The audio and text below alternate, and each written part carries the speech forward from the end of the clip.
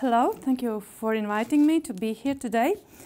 And I think the discussion you are making is very important. And unfortunately, I'm not here to share success story of integration in Latvia.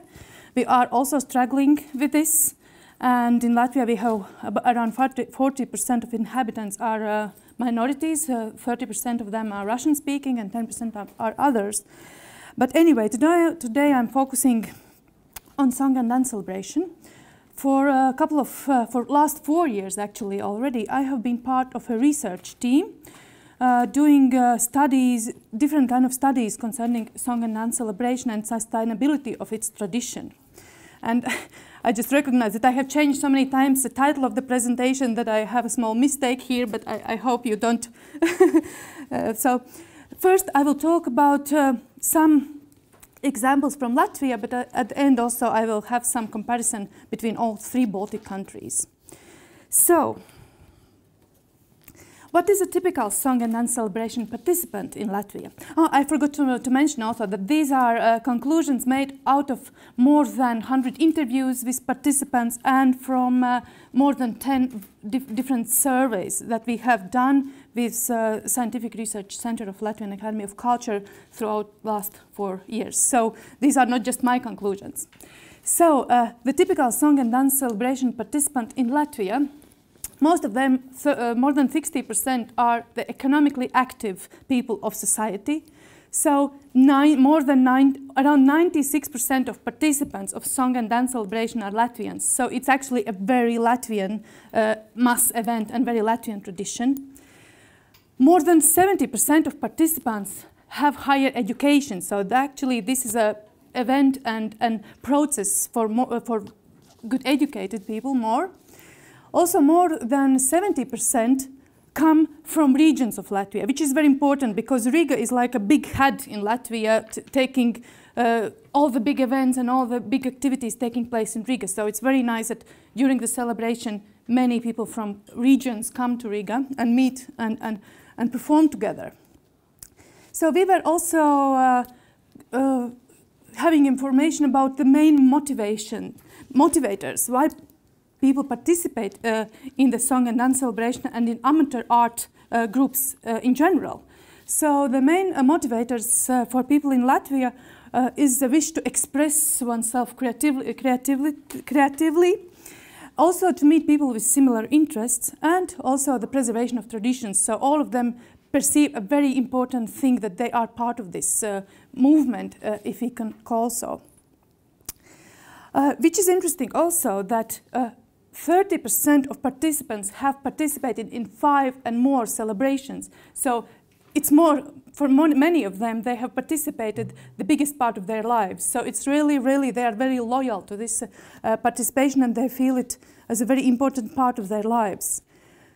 Many have admitted that in 80% of cases, their family members also have participate now or have participated in the past. So this means really that its inheritance of this tradition also is very rooted in families. And the main benefits of participation, taking part in this big cultural event and movement, these are emotions, very special emotions that you get and that you don't get anywhere else.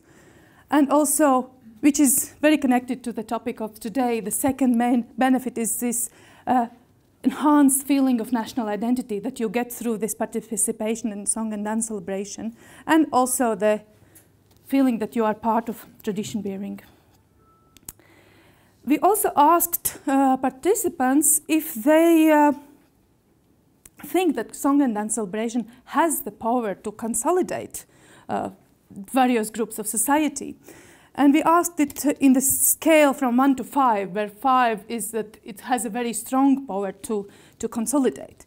So the most powerful song and dance celebration is the most powerful tool is in the consolidation for people for various regions, because they come to the celebration together, they perform together. So otherwise this kind of cooperation does not take place so often in Latvia. Also, it consolidates very good the younger and older persons and participants. Also, that the participants admit that song and dance celebration has very strong impact on consolidating people with various income. Also, a bit less actually, but still that it has power to consolidate people of various nationalities, and also it consolidates organizers and participants, which is an interesting issue in Latvia, that organizers and participants feel as two separate communities actually, and they are not feeling that, sometimes they are not feeling that they are doing the same things. They feel quite alienated sometimes. So I'm not going into theory today, but just showing some examples from interviews about various kind of positive impacts that song and dance celebration provides. So here is just one of the example from interviews of a choir singer. She says that she gets lots of positive emotions, so that the choir is my spa and the opportunity to meet great people. I have to admit that sometimes I perceive it as my second job, but I also get a lot of positive emotions. One more example concerning the positive impact on health and aging processes. That's from the interview with head of one of the cultural houses in Latvia. We have more than 500 cultural houses all over the Latvia. So the head is saying that, do you think seniors are getting older? Nothing like that. They now seem to be much younger than 5 years ago. They are back to life. Their memory has improved. Singing is a great tool against aging.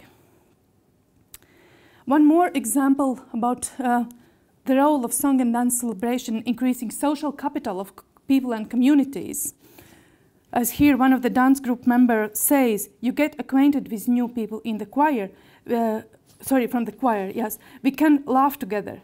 You get connections for the rest of your life. My internship and my first job I got with the help of my art group members. And also one more example on social capital, especially very strongly it's expressed in senior art groups, where every rehearsal is like a social gathering, and they help out each other, and they feel a support between each other very strongly. Now coming to identity building, there's a quote from our Minister of Culture who says that celebration is like a cultural cradle that has united Latvians in different historical moments. So we really perceive it as that, and there is a lot of discussion about this very powerful song and dance celebration is a very powerful tool bringing Latvians together, especially in different situations of crisis. It has been kind of very strong tool. And here's just one more interesting thing that especially in the last 10 years, where very many Latvians have emigrated to other countries, that it's also very powerful to bring all those Latvians back. And there is one more interesting fact, that even the government has decided that since so many people are involved in song and dance celebration, that there should be a public holiday after the final event. And actually it is. The participants, when we have the final event on Sunday evening, the next working day is free for participants officially. So it's really also supported by government. One more thing showing this very strong impact on wide masses, if I could say so, or on wide audiences, that not only official events where all these participants meet and cooperate and dance and sing together, but also the audience, the people, the visitors are involved very much, and they also feel this belonging to this. And this is just a nice quote that telling that after official events and official concerts, people just stay there. The audience members stay there until the morning, and they sing together. And this shows that official events, or official program is not enough, and that also simple audience members want to be part, and they take part, and they sing until the morning. And this is also supported by organizers. They provide the venue, they provide technical support so that the light is on and everyone can stay and sing there. So it's really involving wide audiences. Then And then coming closer to the topic of today, the integration. We had several interviews and focus groups with minority art groups who also participate, and they participate, how to say, they have a separate program for minority art groups. They have their own minority art group day, and they of course take part in parade, but they are not involved in the very big final events and in the final, which is the biggest, the most important part of Song and Dance celebration, the final concert. And we asked them in the interviews, how do they feel in Song and Dance celebration, what they like and what they don't. And what we found out, that actually they feel very uncertain about their role in the celebration, and that they feel more like a guests. They don't feel really as a participants, and that they want to be heard more, and they want to be deeper involved. They really want to show their loyalty to this tradition, and also they see the Song and Dance celebration as a tool to show their loyalty to the country they live.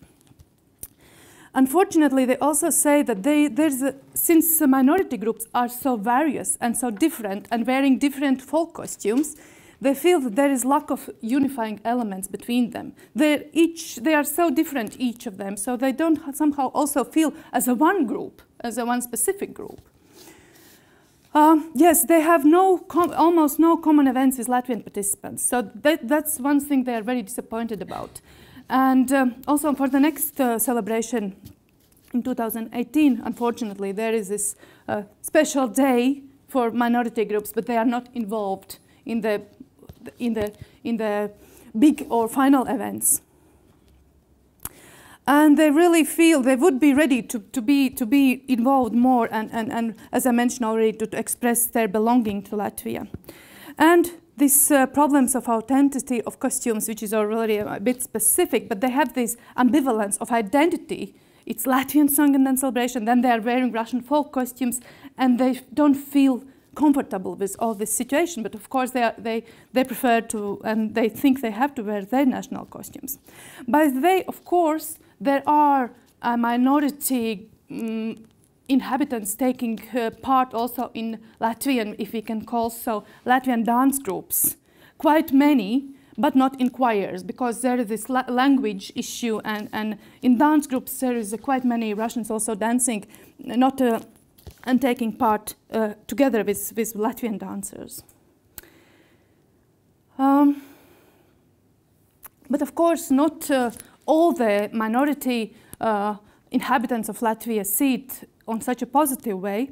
We had also a very interesting discussion started by one Russian-speaking parliament member who mentioned that, for example, the National Army Choir, who also participates in Song and Dance celebration, he named it as Waffen-SS group and really had a very how to say, even rude comparisons, and he was punished by other parliament members for the violating code of ethics of a parliament member. But still, it started a big issue how the Russian speaking minority feels about this Song and Dance celebration. For Latvia, at least, a very important situation is also concerning integration of diaspora amateur art groups, which I mentioned already. There are more than almost 400,000 Latvians living abroad. And we have, of course, so-called old minority who has left Latvia after Second World War, but we have very big numbers of so-called new diaspora who has left Latvia in last 10 years. So for them, this Song and Dance celebration is also a very strong integrational instrument that pulls them back to Latvia somehow. And the number of amateur art groups from diaspora is growing each year. By the way, there's also a kind of discussion between local participants and diaspora participants that there is a lower quality demand, that there are lower quality demands for diaspora participants because we want them so badly to participate, so there's a kind of competition, but that's maybe not so important today. But actually, yes, they perceive as a very strong instrument to preserve this Latvianity abroad, and that helps them to feel belonging to the country. By the way, there's also a big difference in the participation conditions for local participants and diaspora participants, because local participants, most of their participation costs are covered by municipality and by state, but diaspora participants have to pay for everything themselves, so there is a different situation for them. And now I just switch to the, not away from Latvia, but I will just share very, very fresh data. We have done a Baltic countries inhabitant survey on song and dance celebration. This is a representative phone survey in all 3 Baltic countries. And sample was, as you see, more than 1,000 persons in each country. There is also the demographic data concerning nationality of respondents, so you can see that these are not only that corresponds a real situation of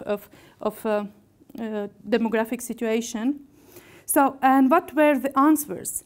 To our very big surprise, so high are numbers that so many inhabitants have had some kind of connection, some kind of participants in song and dance celebration. In Estonia, 91% has answered they have been participating, watching, following in social media, etc. I will show in the next slide what are the most popular participation forms. 91% of inhabitants have connections, so this is a very, very powerful tool. In Latvia, a little bit less, still very many, especially if we see these numbers and we remember the demographic situation concerning nationalities. So I think these are very high numbers.